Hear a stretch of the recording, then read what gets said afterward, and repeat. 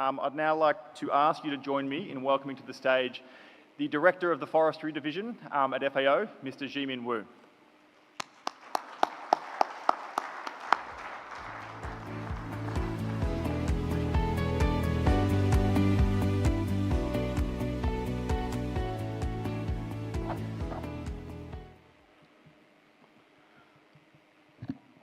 Okay, distinguished participants, ladies and gentlemen, firstly, welcome to the official launch of the FAO Forest Resource Assessment 2025. So I'm Jimin Wu. I'm the FAO Forestry Division Director, and I will be your moderator for this event today.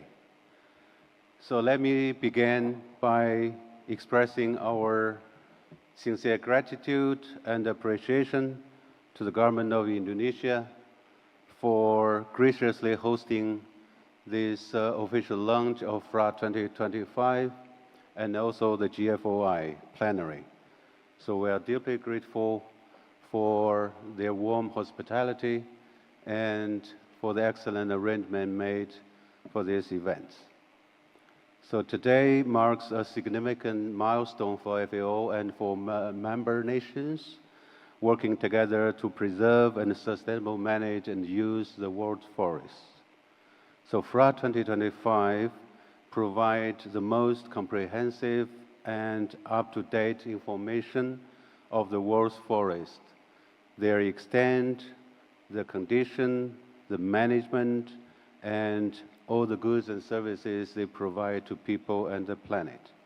So FRA is essential in helping us better understand progress towards Sustainable Development Goals, especially Goal 15, Life on Earth, Life on Land. So this launch is not only a presentation of data and information analysis, it is also a celebration of a global effort. So FRA 2025 is built on national reports from 194 countries and areas with contribution from over 700 experts globally. So demonstrating the collective commitment to international cooperation, transparency, commitment, science, and informed policy for a sustainable future. So now it is my honor to invite the Director General of FAO, Dr. Dongyu, to give his opening remarks through a short video. A video, please.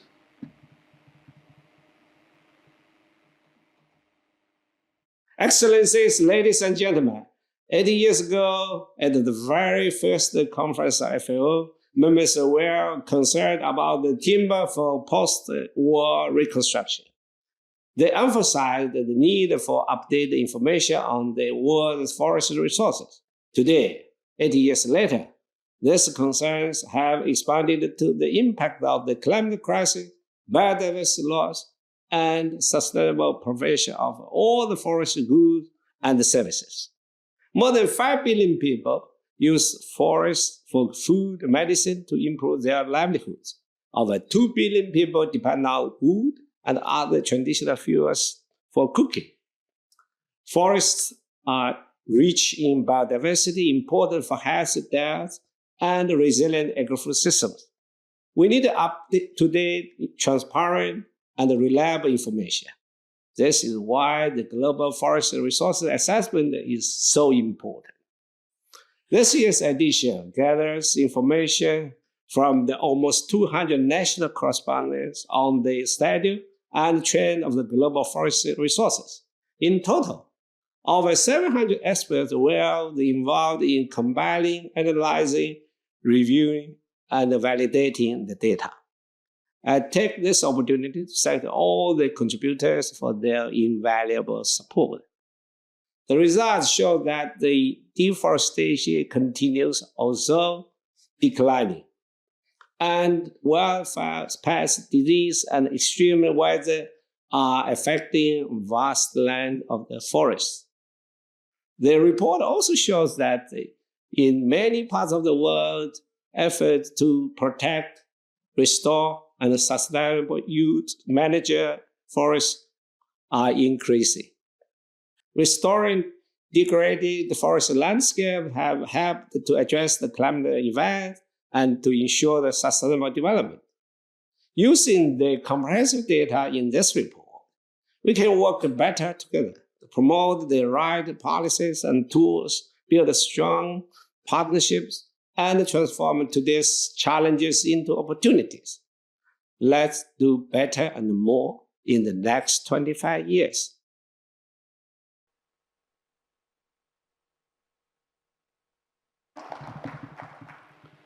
Thank you, Director General, for your inspiring words and for your strategic guidance. So now I would like to invite Professor Haruni Krisnawati to come to the podium. Professor Krisnawati is the Senior Advisor to the Minister for Climate Change, Ministry of Forestry of the Government of the Republic of Indonesia. So he's going to deliver opening remarks on behalf of the host government.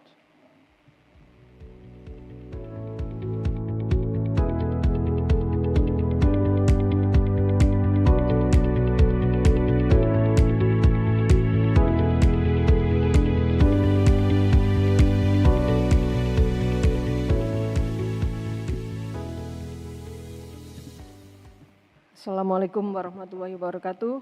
Good afternoon. May peace be upon us all. Salam, Om Swastiastu, Namo Buddhaya, Salam Kebajikan. First of all, I would like to convey the apology from our Minister of Forestry, the Republic of Indonesia, who could not make it to attend this important session and send me to represent him on this important event.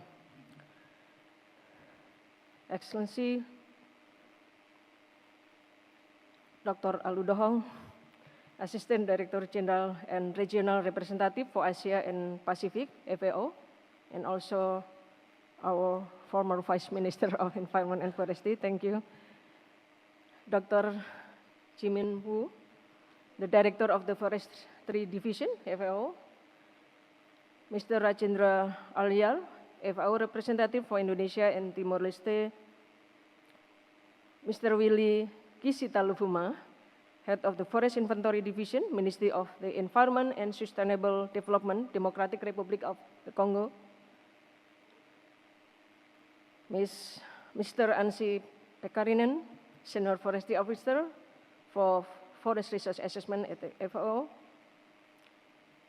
and Ms. Clarice Elizabeth Fonseca Cruz, Director of the Forest Promotion, the Brazilian Forest Service, who is joining virtually, and of course the distinguished all participants, ladies and gentlemen. Good afternoon.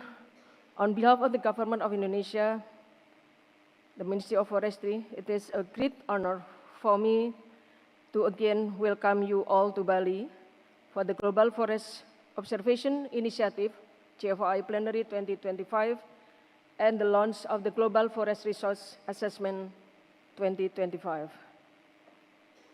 We are truly delighted to co-host this important event with the Food and Agriculture Organization, or FAO, and I extend a very warm welcome to all distinguished participants joining us here in person, as well as those participating virtually. As you are aware, the GFOI serves as a strategic partnership that coordinates international efforts to enhance forest monitoring capacities, particularly in developing and tropical countries. We sincerely hope that this year's GFOI Plenary will further highlight the essential role of international cooperation in advancing forest monitoring as a foundation for better forest management, nature preservation, climate action, and sustainable development. Distinguished guest participants, ladies and gentlemen, forests hold deep meaning for Indonesia, not only as a critical carbon sink and home to extraordinary biodiversity of flora and fauna, but also as the lifeblood of millions of people whose livelihoods depend on them. Indonesia is one of the countries with the largest tropical forest area in the world, and our forests serve as a pillar of our national identity economy, and climate resilience. Our policies are guided by the principles that forests must continue to deliver multiple benefits for people, for nature, and for the planet. To make sound policy for such vast and vital resources, accurate and transparent information is indispensable. We rely on reliable data and evidence-based analysis to design and evaluate our national forest policies and strategies. This is why we place strong emphasis on strengthening our forest monitoring system to ensure that every policy decision is informed by the best available science and data. Indonesia has continuously invested in strengthening its forest monitoring system. We have Simontana, System Monitoring Hutan Nasional, that has been also presented this morning, serve as the national forest monitoring platform that integrates satellite-based and ground-based observation, providing comprehensive information on forest cover and resources. This system helps ensure transparency and consistency in how we plan, manage, and report our forest resource. Having high-quality, credible, and timely information is crucial to supporting our task as the decision maker in designing effective forest policy and setting national priorities. Reliable forest data allow us to make informed, evidence-based decisions that support strategic forestry development, align national strategy with international commitment, and respond swiftly to emerging challenges on the ground. This system is not merely a repository of forest cover data, it is a strategic policy tools that support forestry planning, emission reduction accounting, and climate mitigation. And this has been embedded in our national strategy, including nationally determined contribution, and strengthen our national effort towards achieving the value netting 2030 target. With deforestation and forest degradation data tracked since 1990 and regular updates conducted every 3 years initially and annually since 2011 using Landsat imagery, that the Simontana system ensures timely, transparent, and evidence-based decision-making across all levels of forest governance. In terms of forest fire management, the Ministry of Forestry has also developed an early warning and monitoring system we call as SIPONGI since 1997. The system provides near real-time data on fire occurrence from satellite observation and serves as an important tool in forest fire management. SIPONGI support both decision makers at the national level and our Manggala Agni Fire Brigades at 34 local fire stations across Indonesia, enabling them to monitor field condition, make rapid decision, and improve coordination at the effectiveness of fire control actions. The system is also publicly accessible, allowing all stakeholders, including local communities, government, and private sector, and communities to obtain the information they need to support collaborative fire prevention and response efforts. Distinguished participants, ladies and gentlemen, we are also pleased to share that Indonesia has upgraded its national forest inventory, or we call this, into NFI 2.0, which now provides high quality, especially explicit forest data for both national management and international reporting.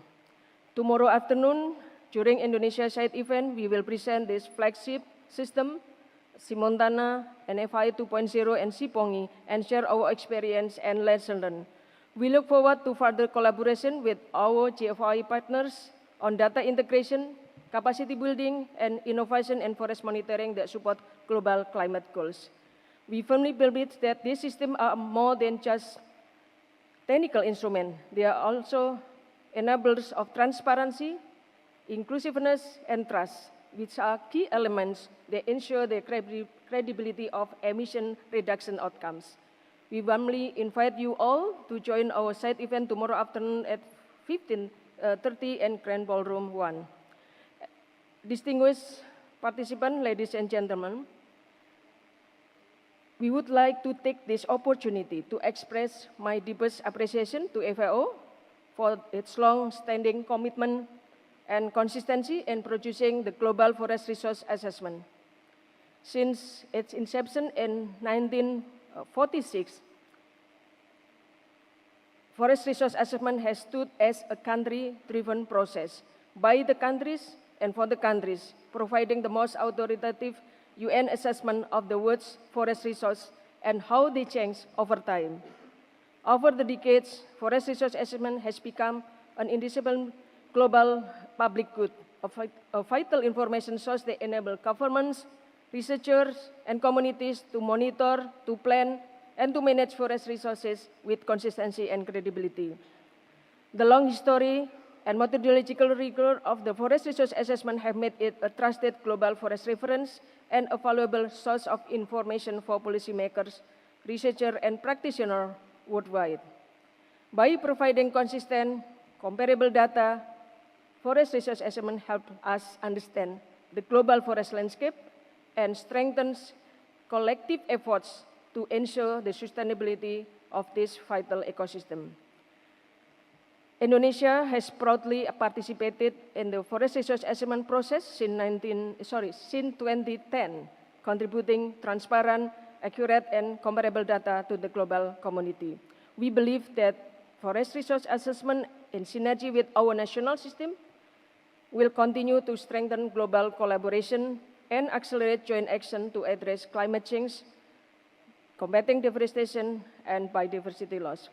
And finally, let me once again extend our warmest congratulations on the launch of the Global Forest Resource Assessment 2025. We look forward to seeing the result and insight of the Forest Resource Assessment 2025 in the coming moments, and to continuing our shared journey towards sustainable forest management and climate resilience. Thank you. Bali, 21st October 2025, Minister of Republic of the Republic of Indonesia, Raja Julid Antoni.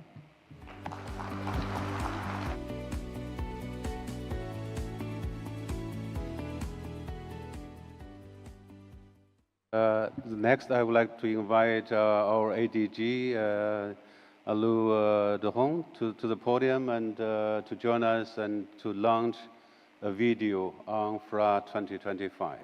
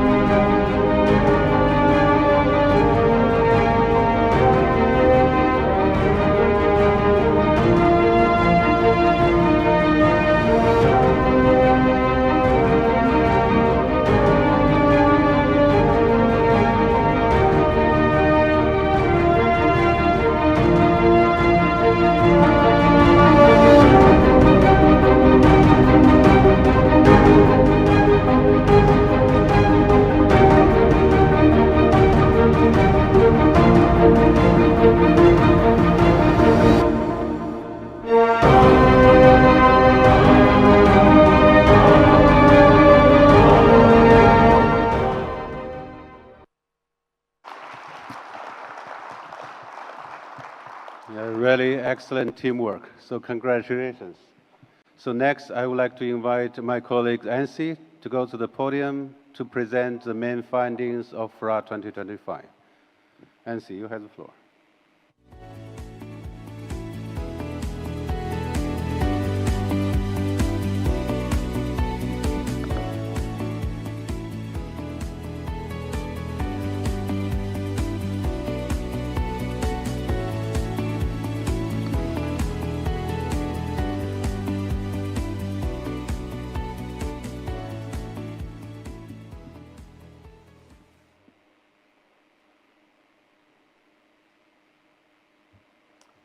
Thank you, Jimin. Distinguished Excellencies, distinguished colleagues, good to see you all here today. And it is my great pleasure to be with you to present the key findings of the Global Forest Resources Assessment 2025. The insights we will go through together are a result of 4 years of work and direct contributions, as we already heard, from more than 700 experts globally. This process started in 2021 with scoping of the reporting content and continued with improvements of the online data entry, review and dissemination interface, organization of 14 regional capacity development and reporting workshops, reviews of national reports, data analysis, drafting of the FAO report, its editing, translations, and much, much, much more. So as you can imagine, we are really excited and happy to be with you today and to share the result of this process.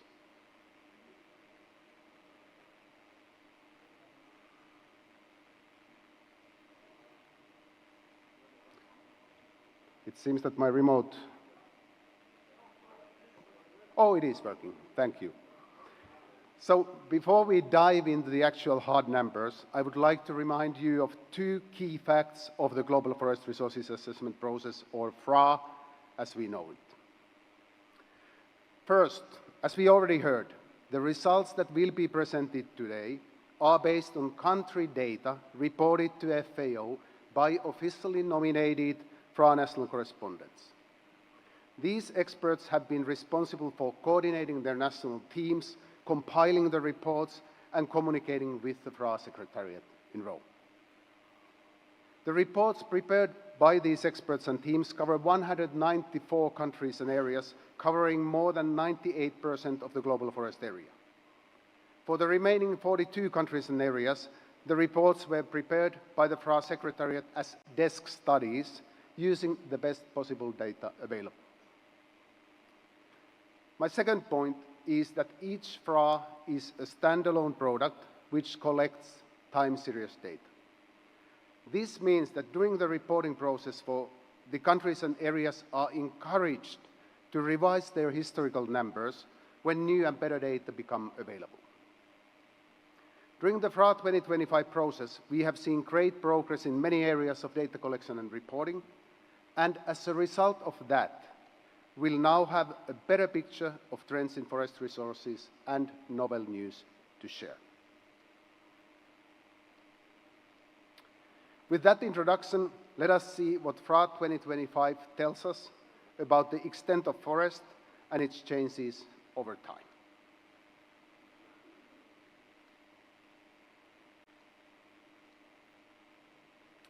According to the data reported to FRA 2025, the world has currently 4.14 billion hectares of forest. Forests cover 32% of the global land area, and there is approximately half a hectare of forest for every person on this planet. The largest proportion of these forests, 45%, are found in the tropical domain. The second place is held by the boreal domain with a share of 28%, and temperate domain is home for 17% of the global forest area and subtropical domain for the rest.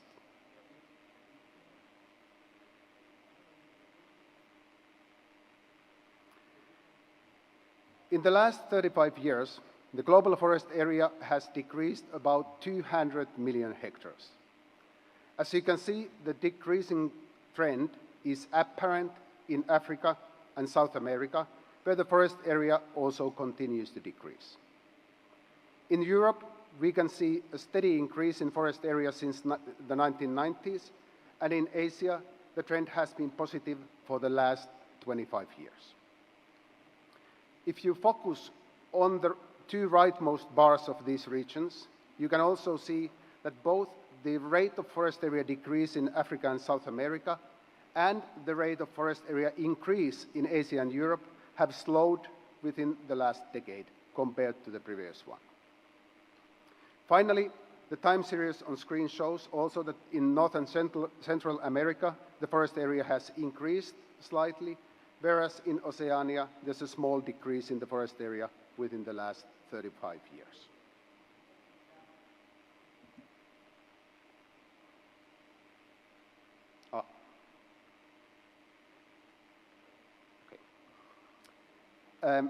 Now let's zoom out a bit and look at the impact of these changes on the global picture. Here, the positive message is that the annual net reduction of forest area, which considers both forest area losses caused by deforestation and its increases due to forest expansion, has been halved since the 1990s from 10.7 million hectares per year to 4.12 million hectares per year. However, as you can see in the two rightmost bars of this graph, the annual net forest area loss in the past 10 years is larger than in the previous period. We are up to, from 3.68 million hectares of forest area reduction per year in the last period to the already mentioned 4.12 million hectares per year. Now, let's see what underlying factors have led to that. The dynamics of these changes can be explained by this graph that shows both components of the net change, deforestation and forest expansion. Now, just to be clear on the terminology. Deforestation refers to conversion of forest to other land use. Forest expansion is the opposite of deforestation and means establishing forest to land that was under another land use until then. The good news here is that the rate of deforestation continues to decline. As you can see in the red negative bars, we are now down to about 11 million hectares of deforestation per year, instead of the almost 18 million hectares per year in the 1990s, and roughly 40 million hectares per year in the previous period. The other positive news, while not displayed on this graph, is that now we observe a reduction in deforestation in all regions, including Africa. However, as you can see in the upper part of the illustration, the forest expansion has also decreased when compared to the previous two periods. This explains why the positive trend in reducing deforestation is not fully reflected in the forest area net change trend we discussed in the previous slide.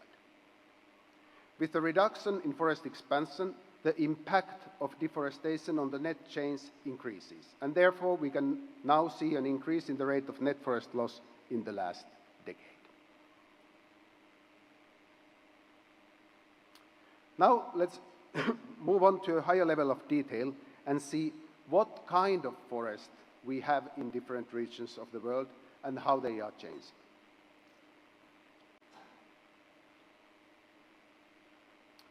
Let us start with a quick recap on how the reporting on forest characteristics works in FRA. We divide forests into two main categories according to their origin: naturally regenerating forests and planted forests. Furthermore, naturally regenerating forests have a primary forest subcategory. Primary forests are naturally regenerating forests of native tree species where there are no clearly visible indications of human activities and the ecological processes are not significantly disturbed. The other main category, planted forest, includes two subcategories. The first category is plantation forest. These forests are intensively managed forests of 1 or 2 species, even age class and regular spacing. For this category, we collect also information on plantation forest of introduced species. The other subcategory under the planted forest is other planted forest. These forests are planted or seeded, but do not meet the criteria of intensively managed plantations and can actually resemble naturally regenerating forests in their mature stage.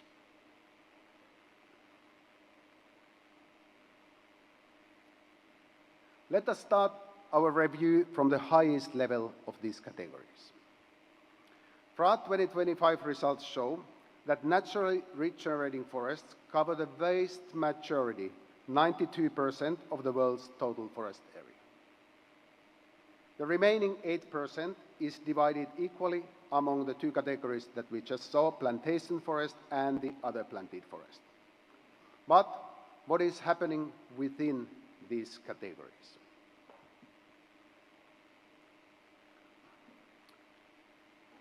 This graph shows the global annual net change of naturally regenerating forest between 1990 and 2025.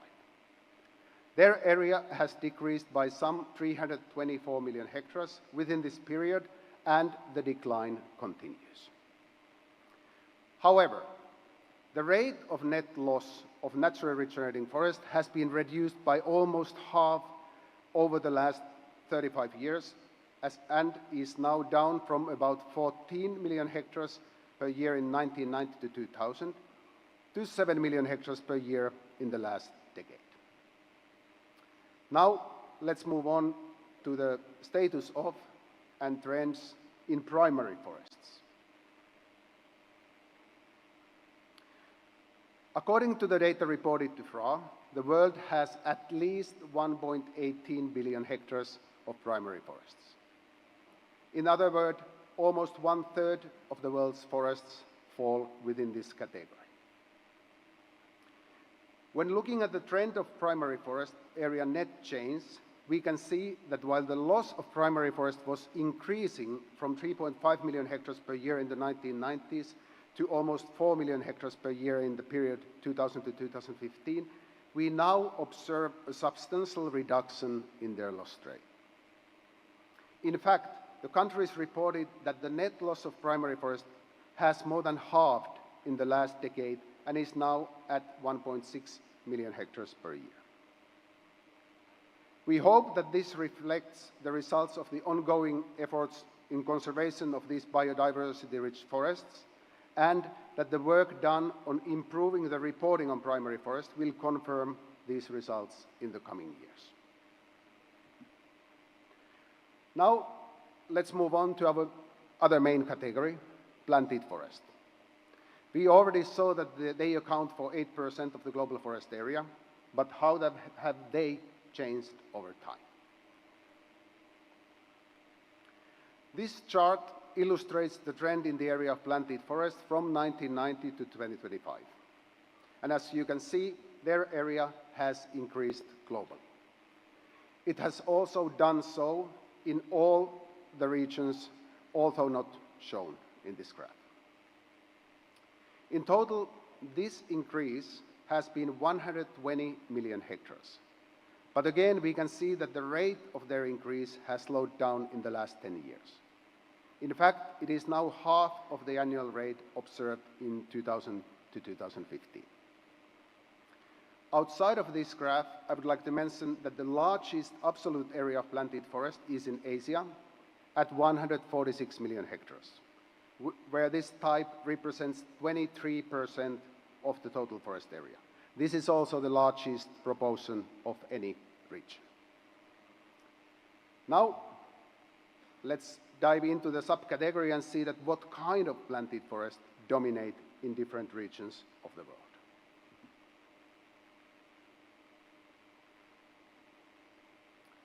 This graph illustrates the share of plantation forest and other planted forest in different regions of the world. As already mentioned and visualized in the lowest bar in this graph, plantation forests account for about half of the area of the planted forest worldwide. The largest share of plantation forests is found in South America, where it constitutes nearly 100% of all planted forest. Also in Africa, Asia and Oceania, most of the planted forests are plantation forests. In Europe, North and Central America, the share of plantation forest is significantly lower, and most of the planted forests fall under the other planted forest category.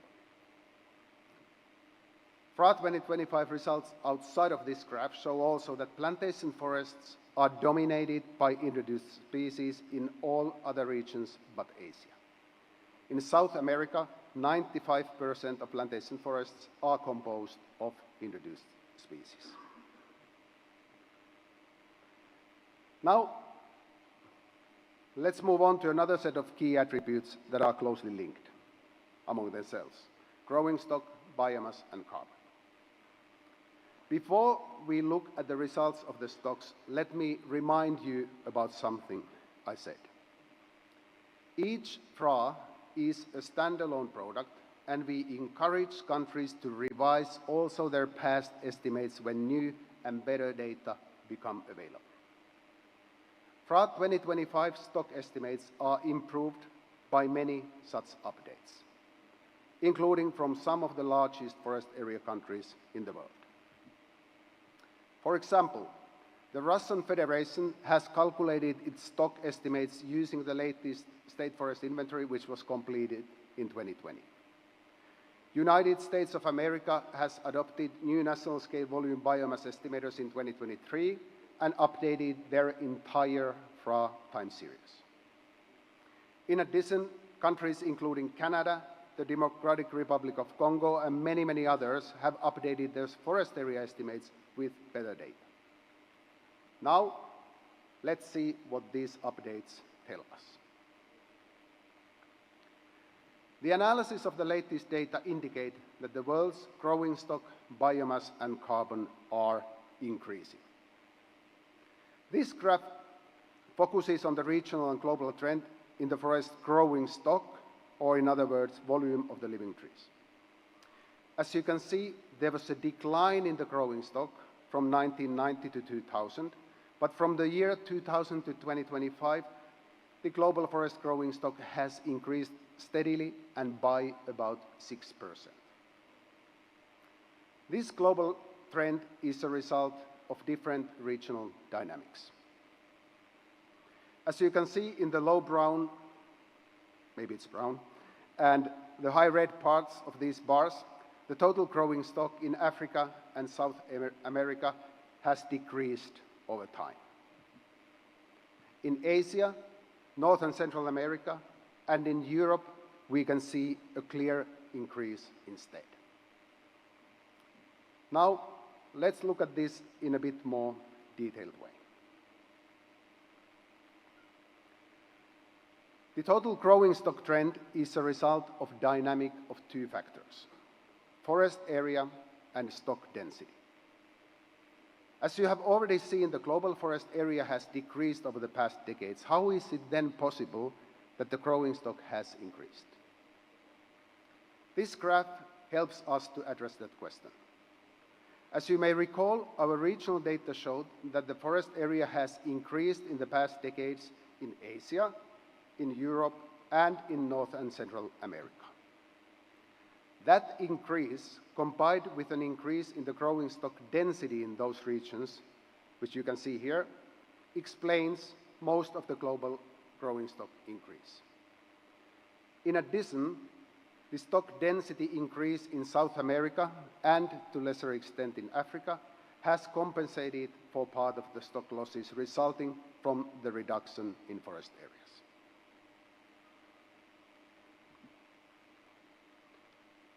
Now, because of the limited time, we will not look at the details of the biomass stocks, but jump directly to the forest carbon stock, which are highly correlated with them. Excuse me. You have already heard that the total carbon stock, including the above-ground biomass, below-ground biomass, soil, litter and dead wood, litter and deadwood have increased since 2000. But let's have a quick look at where these stocks are found. The largest forest carbon stock is found in Europe, which holds 24% of the global forest carbon stock. The share of North and Central America is 22%, and South America constitutes 20% of the global total. This graph on screen illustrates that in all regions, with the exception of South America, where the above-ground biomass dominates the carbon stock, the largest carbon stock was reported to be found in the soil. In fact, globally, soils hold 46% of the total carbon stock. Naturally, you will find much more information on all the stocks and their trends in the FRA 2025 publications, which I believe that are online as we speak. Now, let's conclude this presentation with a couple of additional indicators, if you bear with me, of sustainable forest management. As many of you know, FAO is the custodian agency for many of the SDG indicators. One of them is indicator 15.2.1, which is progress towards sustainable forest management. This indicator includes 5 sub-indicators that you can see on the screen, and data for 4 of them are collected through the FRA country reporting process. Those indicators have to do with the forest area, above-ground biomass, protected areas, and forest area under long-term forest management plans. The remaining indicator is forest area under independently verified forest management certification schemes, for which data are sourced straight from the certification bodies to ensure avoiding any issues of double counting. Now that we have already seen what is going on with the forest area and the stocks, let's see how the world is dealing with the protection and management plans.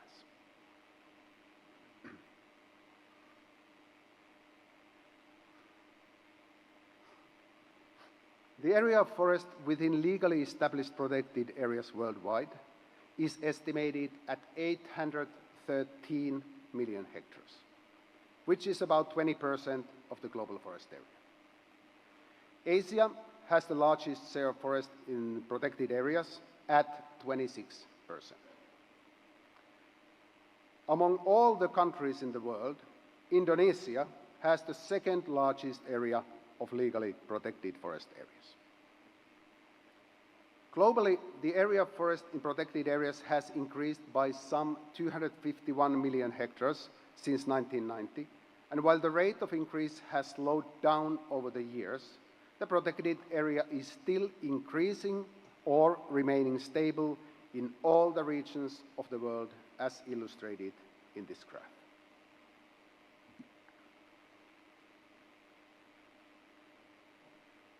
Finally, let's have a look at that other measure of sustainable forest management, the area of forest under long-term management plans.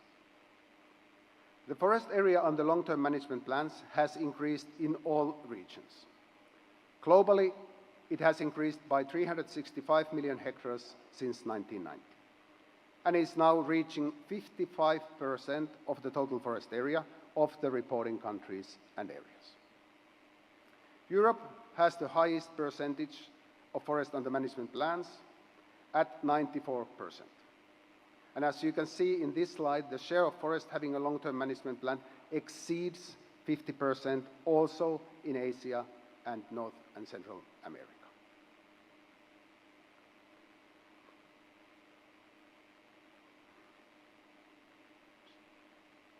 Excellencies, distinguished delegates and dear colleagues.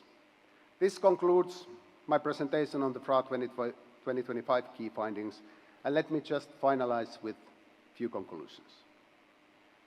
First, as you have seen, we do have some good news to share. If we look at the past 25 years, the forest area has increased in most of the world's regions. Furthermore, where it is declining, the rate of decrease is slowing down. In addition, the loss of primary forest is declining, the area of protected forests is increasing, and forests are increasingly covered by long-term management plans. These are indeed good news and demonstrate that we are making progress in the right direction. But we need to do much more. Let us not forget that behind these positive trends, we are still converting almost 11 million hectares of forest to other land uses every year. And with this speed of reduction of deforestation, it will take us another 40 years to achieve our internationally agreed objective to halt deforestation. Furthermore, with the changing climate, our forests are facing new threats. FRA 2025 data outside of this presentation shows that fires affect an average of 261 million hectares of land annually. Nearly half of that is forest. In 2020 alone, insects, diseases, and severe weather damaged about 41 million hectares of forest, mainly in temperate and boreal regions. And given the problems in data availability on damages, this is likely to be a gross underestimate. Tackling all these challenges requires smart decisions that can be based only on timely and reliable data. Earlier this year, FAO, at the request of the countries, initiated a pilot on a new FRA reporting modality, which we call flexible voluntary updates. This modality allows countries and areas to update their FRA reports when new and better data become available and publish those data without unnecessary delays. I hope that all those countries and areas that are with us today and that are working on their national forest monitoring systems and improving them with the support of the GFOI community will use this opportunity and feed new data to the FRA process as soon as they become available. To learn more about these flexible voluntary updates and the work we do, please join our side event tomorrow afternoon.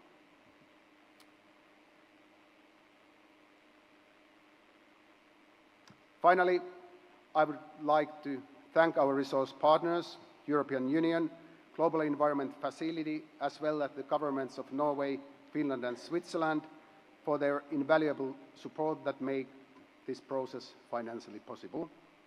And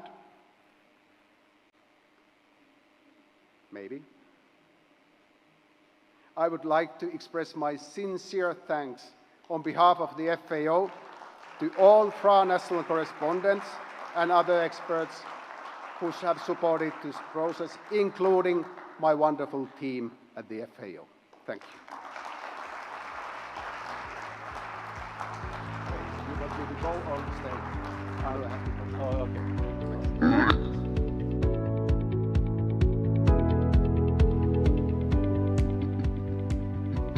Okay, thank you, Anssi, for this very comprehensive presentation, and really impressed by the teamwork. So I also would like to express my sincere thanks to everyone who have been part of this global exercise.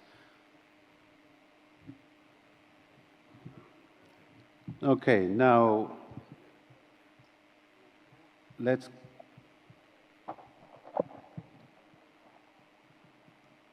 move to our panel discussion, which will highlight success country stories to increase forest cover, to address deforestation, to restore degraded land. So all these efforts, so we would like to invite, say, representatives from countries to share their experience and lessons learned.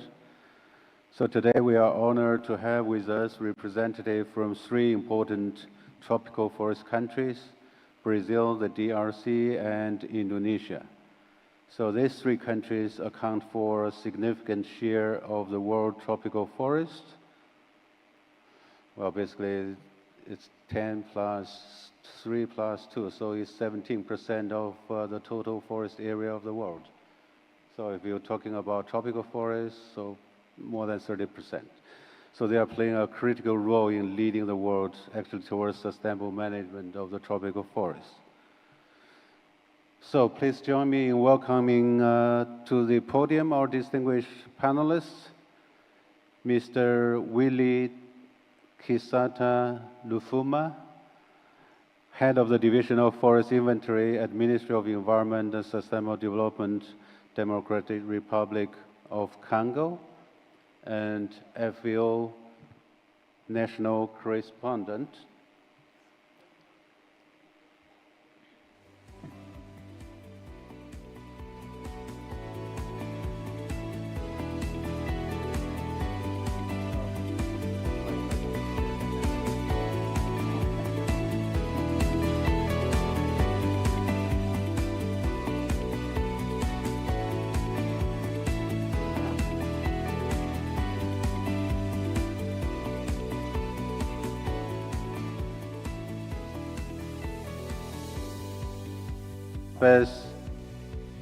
Fonseca Cruz, Director of the Forest Promotion at Brazilian Forest Service, who will join us virtually for the panel discussion.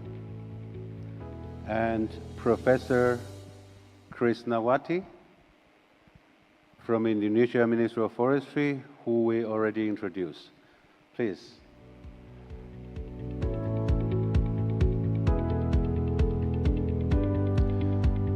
So I would like to start with Brazil, a country with second largest forest areas in the world and home to more than 80% of the Amazonian forests. So the FRA result shows that within the past decade, Brazil has almost halved the deforestation rate. And furthermore, Brazil has one of the most advanced systems in place to monitor deforestation with remote sensing. So my question for Ms. Cruz is that could you share with me or with us the main measures and actions that have contributed to these positive trends and how data from National Forest Monitoring System have supported you in this regard? First of all, thank you. Good afternoon. Thank you for giving me the opportunity to take part online. Unfortunately, I could join you presently, but thank you once again. So first of all, I would say that one of the main drivers for us to reduce deforestation in these last years are the re-implementation of the national plans to control deforestation across the biomes, especially in the Amazon. Technology coming together to help us has proved to be something really strong. Alerts given by INPE, our national program, are very important, connecting with IBAMA, which our national agency, to connect different layers of analysis and focus on areas on deforestation. So my colleague Claudio is there to representing INPE, and he can also support any questions if you have some. But bringing together technology and different kinds of support to fight deforestation are key to this discussion. Also, the reestablishment of the land tenure commissions. In Brazil, we still have a considerable amount of public land that have not been yet allocated to specific use, from which derives the absence of state surveillance in these areas.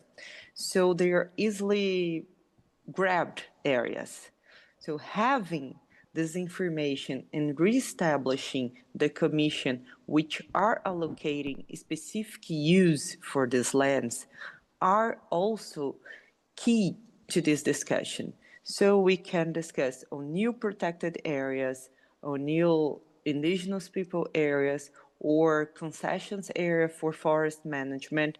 So the commission is responsible for that, and we can see that once we give a specific use for these areas, we improve the surveillance and we reduce the grabbing and deforestation in these specific areas.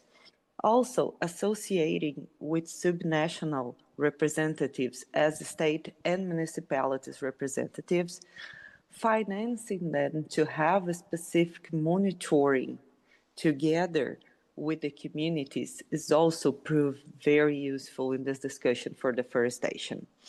I would say that all the new technology, all the discussion on and the presence of the state, so fighting the deforestation in the area is very important, but also giving incentives to protect areas. So we established in Brazil the Forest Code for 10 years now, which is our national law that give the obligation to restore private forests, private areas, as we call legal reserves and permanent use sustainable areas. So that's also one thing that we are recovering areas, and also our NDC, which established 12 million hectares to be recovered until 2030. So incentives to maintain and to restore areas gave us a lot of possibilities to keep especially areas with local communities and indigenous people, and especially private areas.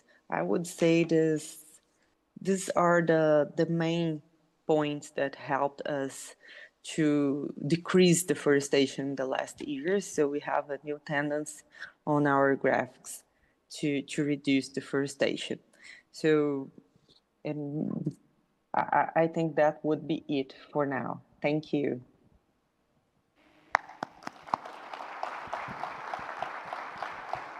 Thank you, Ms. Cruz, for your comments and interventions.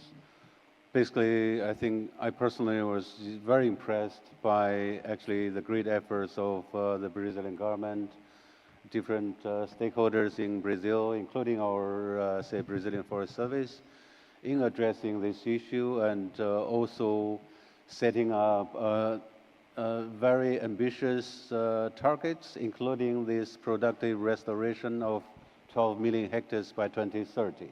So congratulations, and we will continue working together, right, to promote actually sustainable forest management and achieving of those targets all together. So thank you, Ms. Cruz again. So now turning to the DRC, which holds the world's second largest tropical rainforest.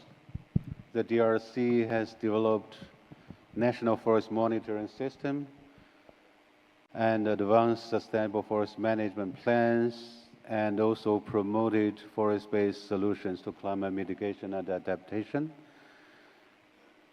So, Mr. Lufuma, your country has been working actively to strengthen actually national forest monitoring systems and promote sustainable forest management. So what are the key experience or lessons from DRC for establishing an NFMS, so National Forest Monitoring Systems, that supplies data for various forest-related processes? How has this helped DRC track and reduce forest loss? So, yeah, the floor is yours, Mr. Lufma. Bien, merci beaucoup pour la parole. Comme vous le dites, je m'appelle M. Willy Kisita Lufuma. Je viens de la République démocratique du Congo. Je travaille au ministère de l'Environnement, Développement durable et Nouvelle économie du climat. D'abord, permettez-moi d'abord de remercier le gouvernement indonésien qui a organisé ces travaux, ainsi que de remercier le très très sympathique peuple de Bali avec son hospitalité légendaire, cette ville qui a mis au monde une fille qui, j'espère, aura 20 ans, qu'on appelle RED+, cette fille que nous chérissons plus. Merci beaucoup. Nous pouvons dire par rapport à votre préoccupation, la RD Congo, effectivement, c'est un grand pays forestier avec son étendue de 2 345 000 km². La RDC a 63% de son étendue couverte de forêts. Et ces forêts sont de plusieurs strates. Nous avons des forêts denses sur terre ferme, des forêts denses sur sol hydromorphe. Nous avons des forêts secondaires, des forêts claires et des forêts sèches. Il y a aussi des strates non forestiers. Alors, nous avons souscrit à tous les engagements internationaux contre le changement climatique, notamment la CDN, la RED+, ainsi que les SNSF. Évidemment, notre pays, malgré les difficultés, fait depuis, je peux dire, 2 décennies, est en train de déployer des efforts pour protéger ces forêts. C'est comme ça que nous avons adhéré à cet engagement international qu'on appelle le Système national de surveillance des forêts. Et notre pays a 86 actions par rapport à ce programme, regroupées en 4 composantes. Et ces actions, c'est vrai que bien que mises en œuvre un peu timidement, peut-être faute de moyens, il y a aussi des problèmes sécuritaires, d'ordre sécuritaire, comme vous le savez que notre pays aussi fait l'objet des luttes armées à certains endroits, qui sont des zones forestières aussi. Donc le pays a un peu du mal à avoir un peu la main là-dessus pour le contrôle. Mais nous pouvons dire aussi que nous avons réalisé certains progrès parce que dans le cadre du mécanisme RED+, notre pays a mis en œuvre une stratégie cadre nationale RED+, dont les actions consistent à des projets intégrés RED+, que nous appelons PIRED dans notre pays. Et dans les 26 provinces que comprend notre pays, on en a déployé dans 8 depuis 10 ans. Et ces projets ont essayé tant soit peu d'augmenter la couverture forestière par agroforesterie. Donc on a essayé de mettre des systèmes agroforestiers avec des cultures vivriers associées à des espèces à croissance rapide des arbres. Après un certain temps, l'environnement forestier que ces arbres-là vont créer fait l'émergence et la régénération de certaines essences forestières. Et cette expérience a beaucoup réussi. Le pays a réussi à remettre la couverture forestière à plus de... Normalement, si je n'ai pas exactement l'étendue exacte, mais on a déjà dépassé par rapport, si on doit actualiser les données, on a plus de 50 000 hectares déjà, ne fût-ce que par les PIRED. Il y a aussi des efforts que le gouvernement a déployés, notamment par le programme AG du Fort. Donc, c'est l'appui à la gestion durable de forêts qui a permis aussi une gestion durable de forêts avec l'exploitation durable. Avec l'avènement du crédit carbone, nous avons assisté à beaucoup de conversions de concessions forestières d'exploitation qui deviennent des concessions forestières de conservation pour essayer un peu pour vendre les crédits carbone que ces forêts régénèrent. Voilà un peu ce que je peux dire en gros mots par rapport aux contributions de la RDC pour augmenter ces espaces forestiers. Merci.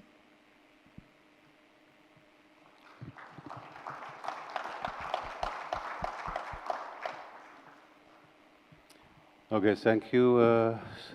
Thank you for the comments and the intervention, and also for the efforts made by the government of DRC in addressing deforestation and conservation and sustainable use of the tropical rainforest. So now let's turn to Indonesia. According to FRA 2025 result, Indonesia is one of the top 10 countries of the world for forest area. And it has the largest area of mangroves also, the largest mangroves among countries in the world. So, Professor Krisnawati, over the years, Indonesia has made remarkable progress in tackling deforestation, conserving the primary forest, and also restoring the degraded land. So from your perspective, what have been the main factors that have contributed to the success of this progress, and how information on forest resources supported achieving these national priorities? So the floor is yours. Thank you. Thank you for the questions.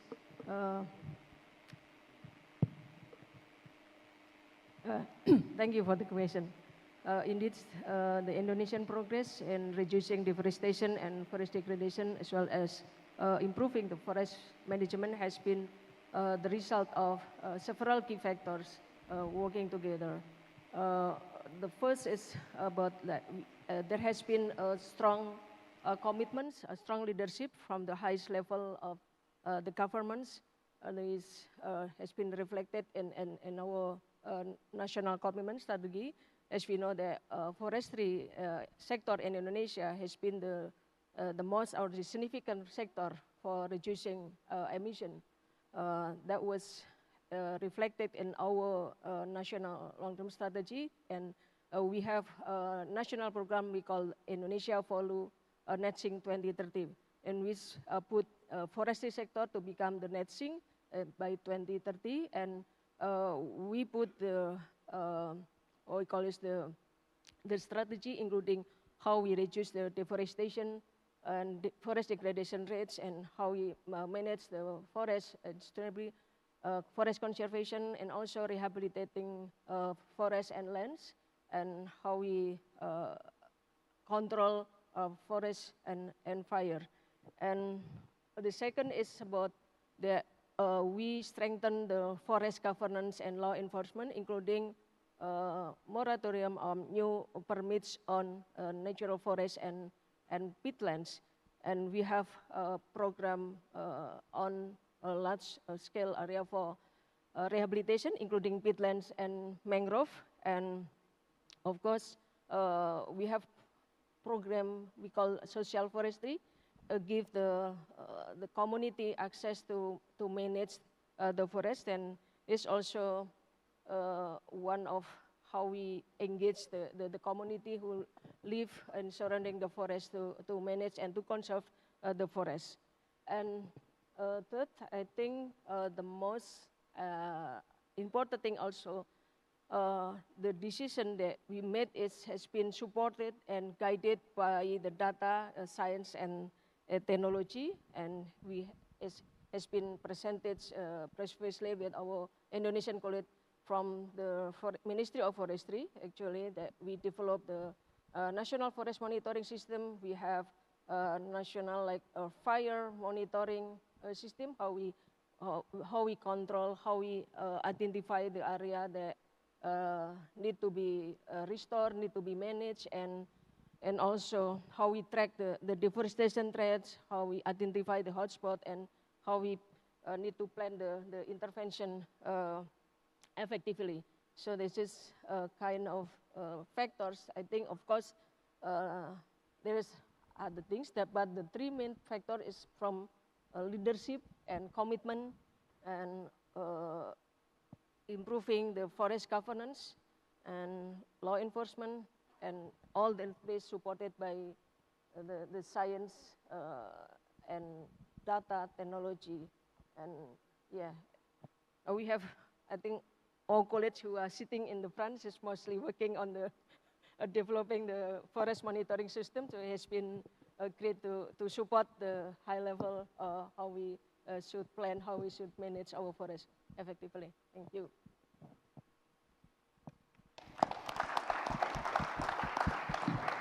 Yes, thank you very much, Madam Krisnawati, for your intervention. Yeah, I think one of the impressive action that Indonesian government has taken is that actually they re-established the Ministry of Forestry. Right, that's 10 years ago, I think about 10 plus years ago. it was merged with Ministry of Environment, and just last October, I think the Ministry of Forestry are separated from Ministry of Environment and Forestry, which is actually shows the strong political will. And yeah, so forestry is high on the agenda of the country. And so we need to work together more closely, right, to actually make sure that the national priorities, the global goals will be achieved in a collective, way. So with that, we complete these panel interventions. And although it's not on the agenda, but I think it's, we have a little bit time. So I think both myself and the panelists are ready to take some questions from the floor. Yeah, we have, I think, a big team, right, attending this event. So is there any question, comment, recommendation, advice from the floor?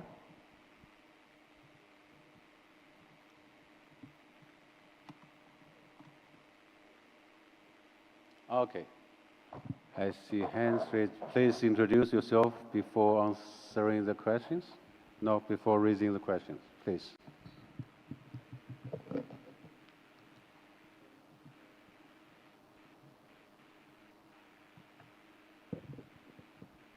Yes.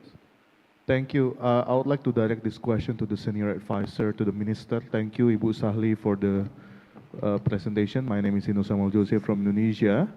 I want to ask a question regarding food systems, Ibu.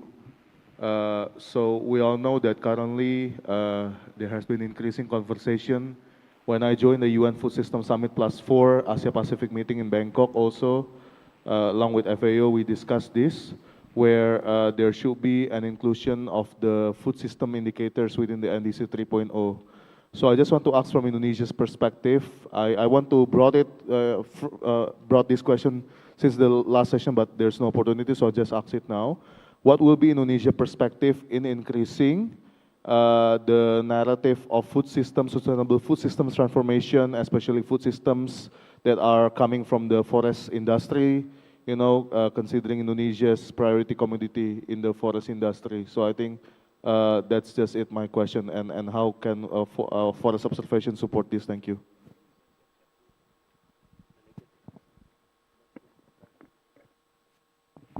Thank you for the question. Any member of the Indonesian delegation or team would like to address this question? Okay, so we are talking about forestry. So it's a contribution of forestry to food security, something like that. Yeah, so basically it's a contribution of forest to food security. So probably, yeah, before, I probably would like to address this issue at the global level, and then probably our colleagues will address, panelists that will address this issue at the national level. Basically, I think forests contribute substantially to food security. And according to our case studies, it can be from 14–15% to over 20, even up to 30%. So I think we are now, one of the topics I discussed quite intensively with my team after I joined FAO is that I was surprised to see that forest contributes to only 0.48% of the food, say, security. This is according to the FAO stat, right? But because according to FAO stat, they categorize only nine forest products or the non-wood forest products. And the contribution of those 9, say, products to food security is about 0.48%, especially the nutrition included. So then as I argue that against that, say, actually basic, the data. So we are now doing a global review of contribution of forest to food security. So I think we are now with the zero draft, and according to the case study we collected, it's much more than that. Actually, because from the country where I came from China, I think out of 929 kilograms of food consumed per person per capita per year, 130 kilos from forest. So it accounts for 14%. And this does not include wild meat. So in continents or countries like in Africa, I think wild meat may be a major source of food in the rural communities. So that percentage can be as high as 25 to 30%.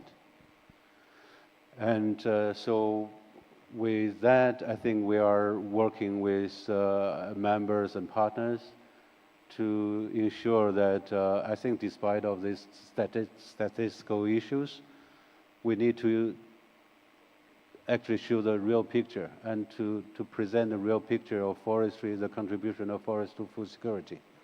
So this is something that we need to work on, and we need to continue consulting with different sectors, right? I think I actually received very positive response from, say, other divisions in FAO, working on agriculture, livestock, and fisheries, so on and so forth, that we need to work closely on this spot. So any comments from Yes. DRC first, and then Indonesia? Eh? Okay. Merci pour la parole, merci pour cette question, c'est très important. Il est vrai que la forêt, c'est comme la mer, ça constitue notre garde à manger naturelle. Mais je voudrais vous faire part d'une expérience vécue au Congo, dans mon pays, pour voir comment est-ce que les forêts participent à la sécurité alimentaire. Je vous ai parlé tantôt des cas de restauration forestière par agroforesterie dans le cadre de projets PIRED pour augmenter la séquestration du carbone et améliorer la survie des populations. Donc, il y a certaines provinces, certaines régions qui sont totalement herbeuses en RDC, surtout vers le sud, totalement herbeuses. Il n'y a pas beaucoup d'arbres qui sont parsemés. Et ces projets sont venus installer des systèmes agroforestiers, non loin des villages. Et quand il y a eu la croissance de ces forêts, qu'est-ce que nous avons constaté? Il y a eu regain de la biodiversité. Parce que ce sont des forêts qui s'étendent sur 20 hectares, 15 hectares, non loin des villages. Et les villageois commencent à constater le retour de certains animaux, des petits mammifères et surtout des produits forestiers non ligneux, des PFNL, tels que les champignons. Il y a certaines abeilles qui commencent à monter des essaims pour trouver du miel. La population a maintenant du miel à portée de ses mains. Et il y a des nymphes de certains insectes qui sont très friandes pour certaines populations de mon pays. C'est le cas des chenilles, par exemple. Il y a beaucoup de raisons, consomment beaucoup de chenilles. Les chenilles sont très, très riches en protéines, surtout pour les enfants. Et quand il y a regain de ces forêts, il y a maintenant des insectes, des papillons, pour essayer pour faire fertiliser les fleurs, laissent les œufs et on a la production des chenilles qui sont très, très nombreux. Et ça donne une portée de protéines d'origine animale à faible prix, non loin des habitations, non loin des villages, dans une région qui était totalement sec. Maintenant, on a apporté certaines PFNL, le champignon aussi, et ces chenilles. Et ça contribue beaucoup au regain de la santé et à la sécurité alimentaire de ces villages. Voilà un peu ce que je voulais dire pour cette étude des cas dans mon pays. Merci. Thank you very much. Indun. Thank you. Yeah, thank you for the question. Just adding my colleagues' response to this, I think maybe this is our concern together here on the forestry sector, that we understand that forest has a big role in not just ecology, but social and economy. But why this sector is still considered, contributing to the national, like what we call it, still considered low. Like in Indonesia, it is still less than 1%, ya Pak Alu, the contribution of forest. But actually, this is not, the forest is not just providing the good, but also the services, yeah, that maybe still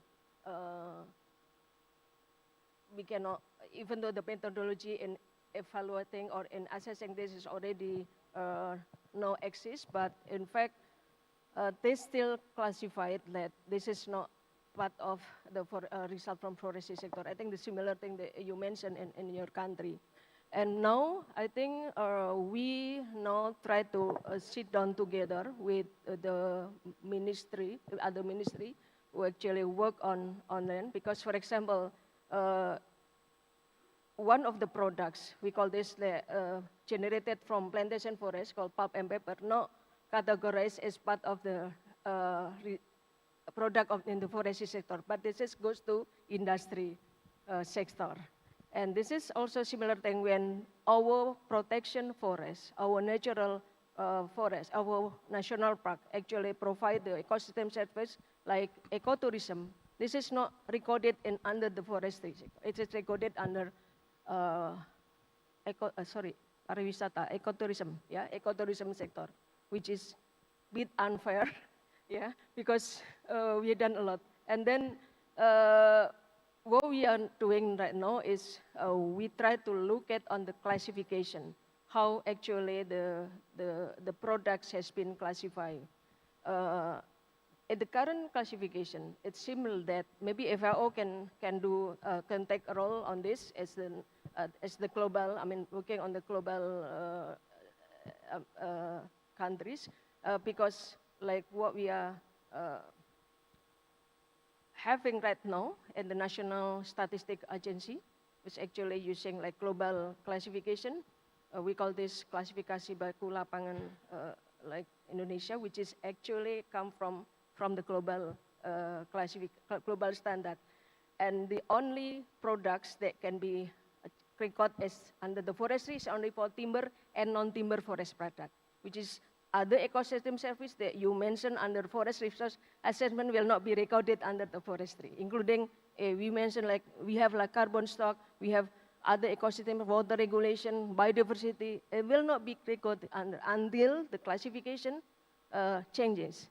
So right now, what we are doing in Indonesia, we are working together with National Statistical Agency, other ministry like industrial ministry, Ministry of Trade, and other, even with Ministry of Agriculture, because you know a lot of products from agroforestry system, when they come to like agroforestry, it's recorded under the Ministry of Agriculture, even though they say come our forest.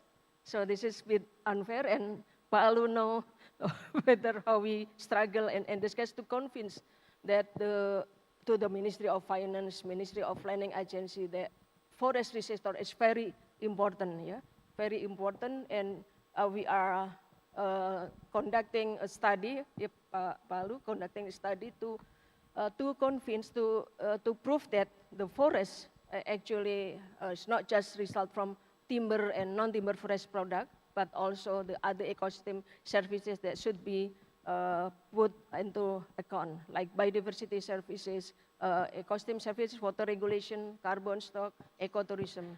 So this is now, I think we trying to look at on the methodology, how they will, and I think we come to agreement with National Statistical Agency that forests have products, not just timber and non-timber, but also the other ecosystem services even though now maybe not be included as the, like put the value, economic value, but at least all the national state agency understand that all of things has come from the forest. Without forest, maybe like flood or yeah, degradation and etc. This is something that, and the role of National Forest Monitoring System is very important. Pak Agus, yeah, he is the Director of Forest Research Inventory and Monitoring, not just monitor deforestation trend, but how the forest actually growing and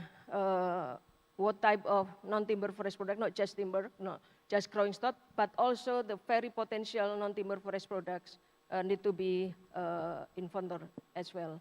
So I think one of the role of National Forest Monitoring System is also to inventory the potential stock on the forest. Thank you. Thank you, Professor Krisnawati. And thank you, colleagues, for this very inspiring question. I think it's basically, okay, Ms. Cruz is requesting the floor. Thank you. Just to give some points on the discussion on food security, we also have, I would say, a very sensitive impact on the consumption of the families of natural and native products in specific biomes. If we consider the Amazon, the food security provided by the forest is increasing in terms of biodiversity and different products that comes from the forest. So you have the acai berry and different kinds of products that are the basis for the food security in these areas.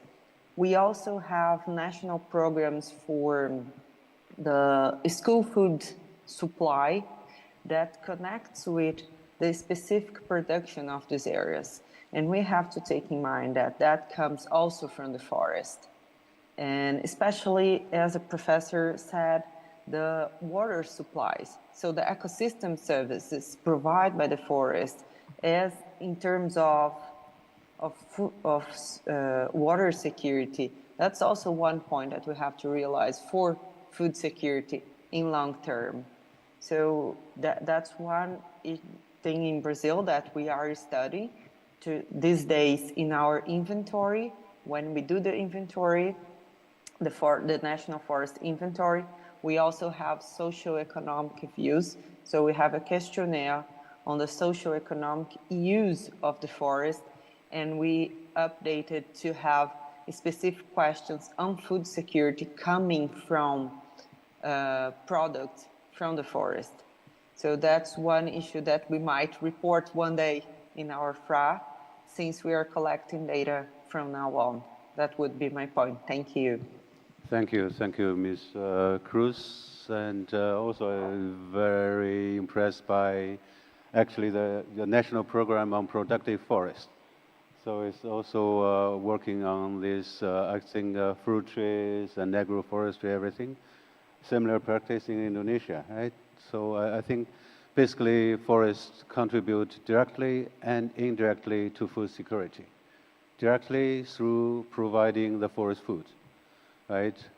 The meat, the nuts, the mushrooms, everything.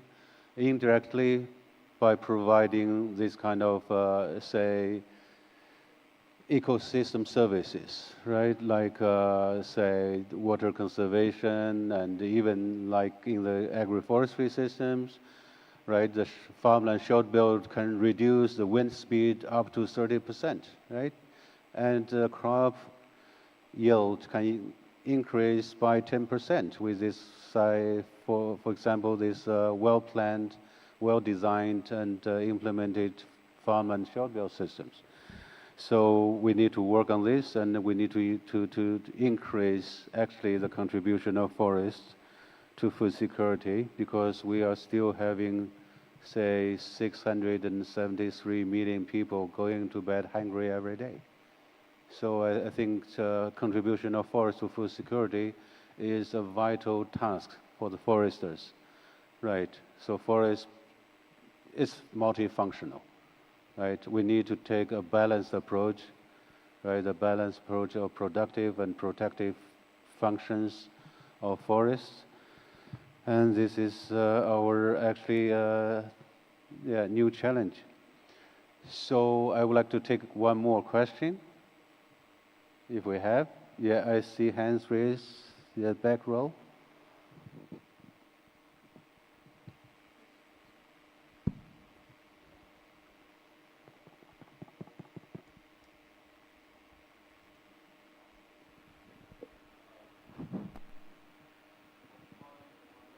We can't hear you.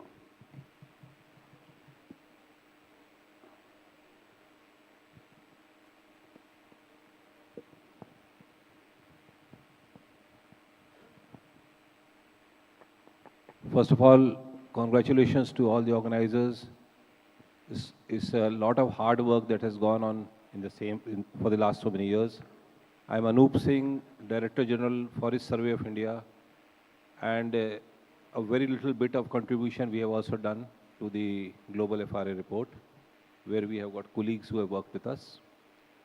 Now, one question which has been bugging me for quite some time, I worked with communities for afforestation efforts, and we have involved communities and using different funding sources like World Bank and other sources.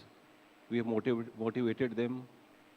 Now, after some time, what is happening is most of these afforestation projects, they have got a life cycle. Say after 5 years, 10 years, 20 years, once the motivation levels start going down, the area which was afforested again starts getting deforested.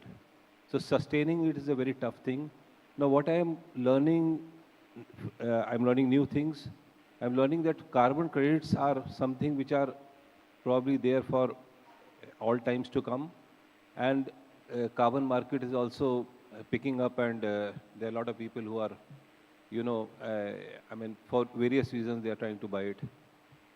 Now when I'm seeing the websites and the literature as to how to make it easy for small NGOs and for small, I have my own land and I want to plant. Now how do I go about it? How do I calculate, and where do I sell and all that? Now the entire process is not so easy. I have read the literature available on FAO website also. It is very informative, but I would prefer something like a ready reckoner and a step-by-step approach. A step-by-step approach from where I start entering my data, some sort of calculator, I'll say, a reliable calculator, where I start entering my data and I end up with the quantity of carbon, one thing. Second thing, who are the people who are, what are the probable buyers? And I do not want to fall into the trap of middlemen. There are a lot of middlemen, I mean, not in a derogatory sense I'm saying, but there are other agencies who are serving as middlemen, who take this thing and they take it forward, they connect to the seller and all that. So they are all taking their cuts. They are all taking their cuts. So can it be passed on to the community? Can FAO step into it? Well, that is a very good question, which I don't think we have a very, say,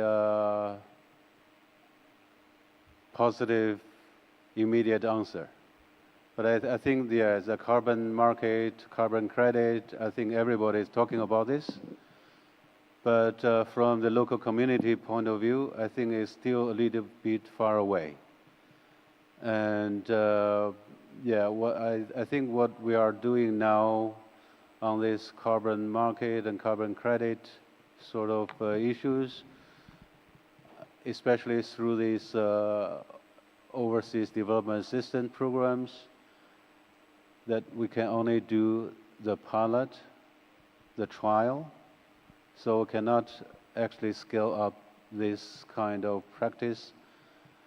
And I think there are countries, they are quite advanced in doing this through their national systems. But the international system, I think there are companies, right, they are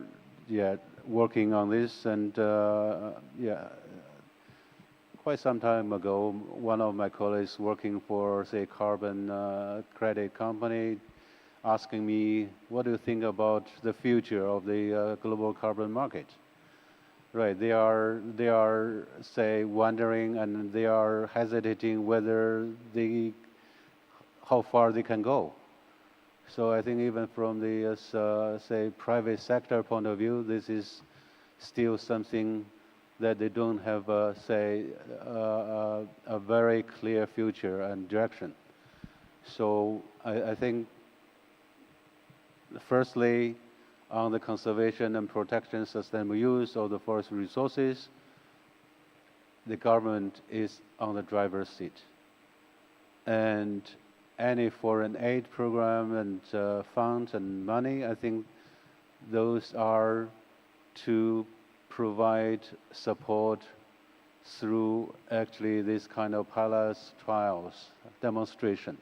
You can't rely heavily on overseas assistance to promote the sector in any country. But I think sharing experience and actually testing those best practices, I think is a quite good way of finding local solutions. So global vision to local solutions that require some very innovative approaches. And also I think there are issues that I think the government can take initiatives. For example, from turning the forest loggers into rangers, right? I think in many parts of the world, right, commercial logging is less and less, and there are demands for the conservation of the standing forest, yeah, including its wildlife and say the biodiversity, everything, including fire prevention, pests and diseases, all this sort of thing.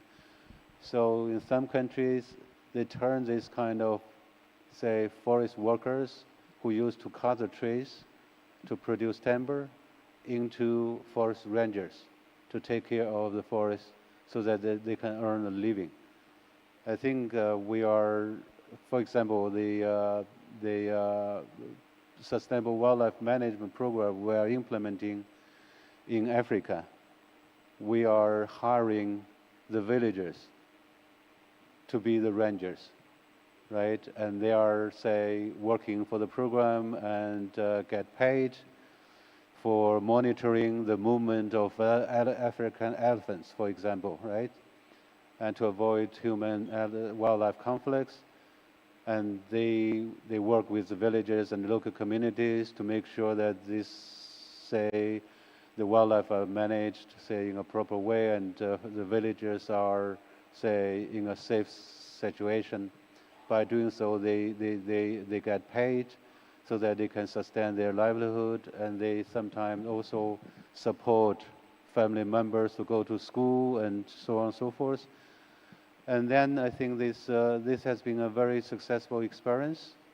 And through this implementation of the program, we are working also with the government to actually incorporate all these best practices into the national legal system, to turn the ground action or best practice into components of national policies so that they can scale it up. So this is, I think, my answer to this question. You want to share? Yes, please. Oui, merci beaucoup pour la parole. Je voulais juste faire un petit commentaire et peut-être partager une expérience de mon pays. D'abord, je remercie la question, c'est très, très pertinent parce que l'idéal est que justement, ce soit les communautés qui bénéficient de la gestion durable de leurs forêts. Normalement, dans mon pays, la RDC, maintenant la vision du gouvernement est maintenant plongée vers les priorités nationales sont basées maintenant dans la gestion durable de forêts. Et concernant le crédit carbone, c'est un marché qui est actuellement institutionnalisé. Donc, on a créé toute une autorité nationale de régulation du marché carbone en RDC. Cette institution va gérer toutes les transactions du marché carbone. Et quand il y a vente de crédit carbone, le partage de bénéfices est soutenu par la loi. Il y a un plan de partage de bénéfices issus des marchés carbone, des retombées du marché carbone. Et dans ces plans de partage de bénéfices, les communautés ont presque la moitié des rangs de vente de crédit carbone. Les communautés, c'est-à-dire les propriétaires de ces forêts par le droit coutumier. Je crois que ça, c'est une bonne innovation, peut-être une bonne expérience. C'est encore en train de naître, ça commence à prendre corps, mais je crois que ça sera une bonne motivation pour que les communautés bénéficient exactement de leur forêt par la vente de carbone. Donc, si c'est institutionnalisé et soutenu par la loi, je crois que les choses seront assez claires. Peut-être que la transparence en souffre encore un peu, mais je crois que c'est un effort, c'est un défi à faire. Mais je crois qu'avec le temps, avec l'expérience que nous sommes en train de faire, les populations, les communautés qui ont des plans locaux de développement, parce que même pour la liquidation de ces fonds, ils sont accompagnés par des ONG pour les aider à consommer ces fonds dans un plan vraiment de développement. Mais je crois que c'est une initiative qui a déjà pris corps dans notre pays et j'espère que ça mérite d'être partagé dans un cadre comme celui-ci. Merci. Thank you, Mr. Lufuma, for sharing your experience. Because of the time limit, I think we need to wrap up with this panel discussion. Thank you very much. Let's give another round of big applause to our panelists. Thank you, Mr. Chris, also for online participation. So as we are approaching to the closing of this event, I would like now to invite our ADG Dohong to the podium and to give his closing remarks. ADG, you have the floor.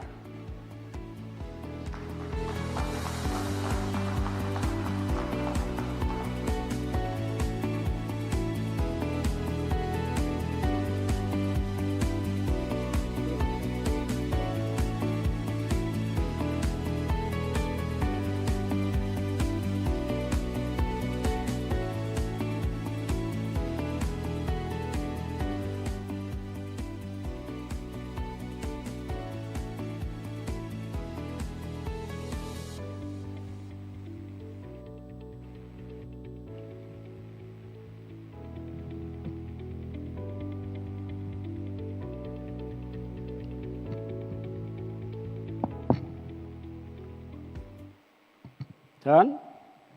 Thank you. Distinguished delegates, dear friends, ladies and gentlemen. Particularly, I welcome representative of the host country, Professor Haruni Krisnawati, Special Advisor for Climate Change to the Minister of Forestry, Republic of Indonesia. Very good morning, good afternoon, and good evening to all of us who are attending in person here and to those attending from all over the world. So we are not just here by ourselves, but we are also joining others from other parts of the world. As we conclude the launch of the 2025 results of the FAO's Global Forest Resource Assessment, we stand at a truly pivotal moment. A moment that calls upon us to face emerging challenges while embracing new opportunities for progress. Today, we have before us the most up-to-date official data reported by countries. This data enable us to see clearly where our actions have delivered positive outcomes and where further efforts are required. Encouragingly, our FAO colleagues have confirmed that global rate of forest loss continues to decline. In many regions, forest area is even expanding. Forest stocks are increasing, and we are witnessing promising progress in forest protection, restoration, and the adoption of long-term management plan. However, dear friends, there are also sobering reminders of the scales of tasks before us.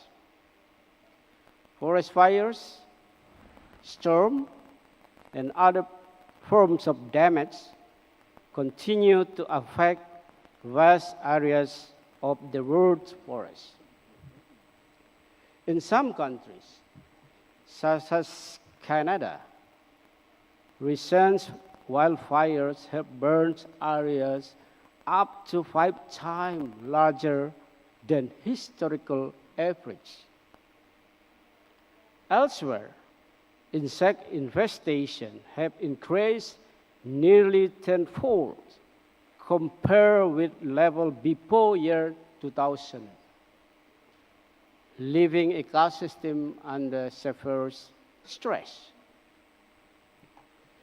As our distinguished panelists have demonstrated to us, data-driven decision-making and concrete action on the ground remain among our strongest tools to halt and reverse forest loss.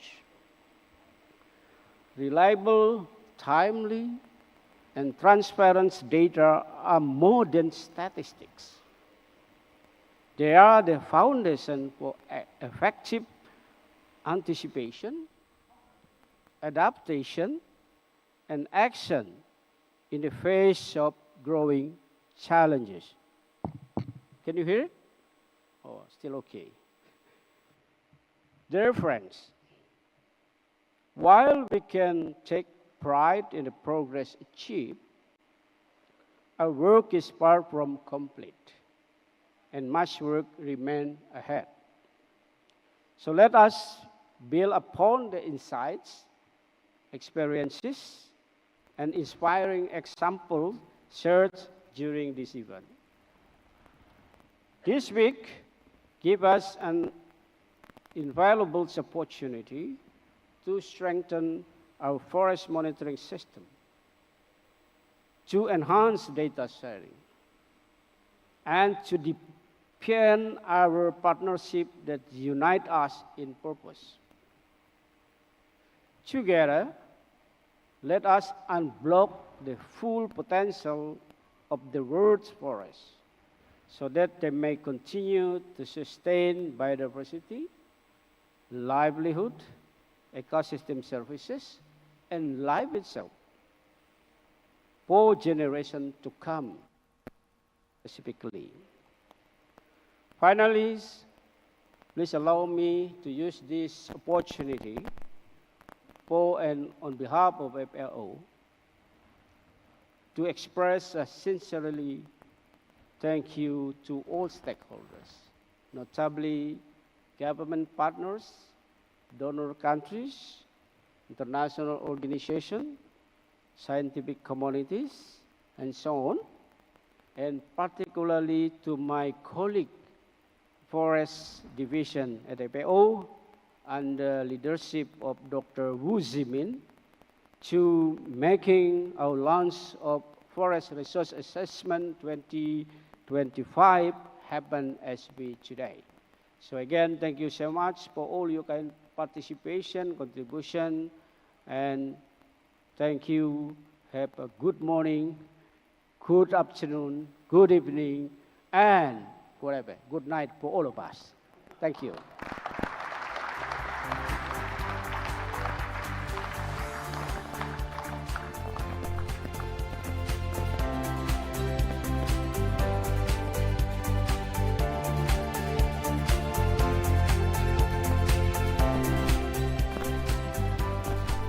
So